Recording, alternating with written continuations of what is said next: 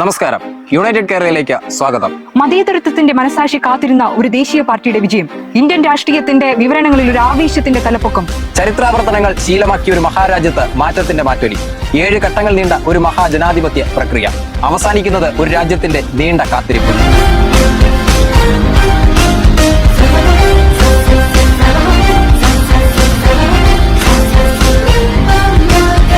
ഭരണാധികാരം അഹങ്കാരത്തിന്റെ കരിന്തിരികെട്ട് ന്യായത്തിന്റെ ഇടിമുഴക്കം കൊള്ളിയാൻ പോലെ അസാധാരണമായി വെട്ടിവീഴ്ത്തപ്പെട്ട ദിനം. 56 ഇഞ്ച് നെഞ്ചളവും ആർഭാടങ്ങളുമില്ലാത്ത ഒരു സാധാരണ മനുഷ്യനെ ജനം കണ്ടതാണ്.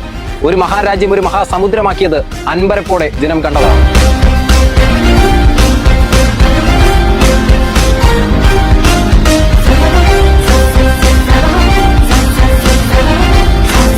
വെറുപ്പിന്റെ കമ്പോളത്തിൽ സ്നേഹത്തിന്റെ വാതിൽ തുറക്കുന്ന ശബ്ദം മനക്കോട്ട കെട്ടിയ 400 പാറിന്റെ മുകളിൽ ആഞ്ഞു പെയ്ത അശ്വിനിപാദം ഇടുത്തിയാണ്. പറഞ്ഞുകേട്ട ഗ്യാരണ്ടി നിർമ്മാണങ്ങളുടെ കറ്റുപോയി.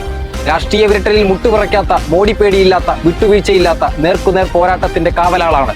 പേര് രാഹുൽ ഗാന്ധി.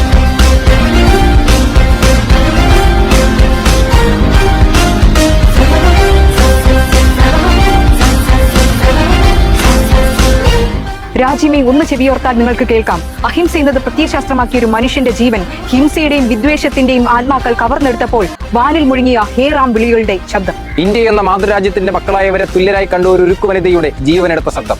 അധികാരം ജനങ്ങളിലേക്ക് എന്ന ഗാന്ധിയൻ ഗ്രാമസ്വരാജിന് ജീവൻ പകർന്നവന്റെ ജീവനെടുത്ത ശബ്ദം. സുഗമമായ ജനാധിപത്യ വ്യവസ്ഥയിൽ വർഗീയതയുടെ വിഷവിത്തുകൾ വാരിയെറിഞ്ഞുകൊണ്ട് മതത്തിന്റെ വേലിക്കെട്ടുകൾ പടുത്തുയർത്തിയ വിഭാഗീയ സർക്കാരിന് ഒരു പ്രബുദ്ധരായ ജനത നൽകിയ താക്കീതാണ്, മറുപടിയാണ് ഇന്ന് കണ്ടത്.